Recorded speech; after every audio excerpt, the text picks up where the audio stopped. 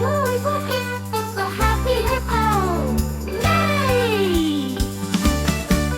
There once was a hippo named Hiccup McHoop who loved to dive in the mud with a splooshy swoop. He cannonball into puddles so wide that ducks wore goggles just to hide. With a belly that jiggled and feet that danced, he twirled in the river, splashed and pranced. Come one, come all, he'd proudly call to the jiggliest jungle waterfall. He wore a bow tie made of leaves and balanced pineapples under his sleeves.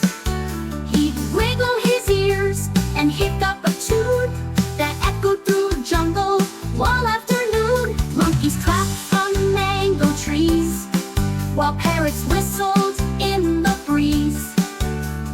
Elephants laughed so hard they cried as Hiccup slid on his big backside. He played with frogs and sang with fish, then made a cake in a watermelon dish.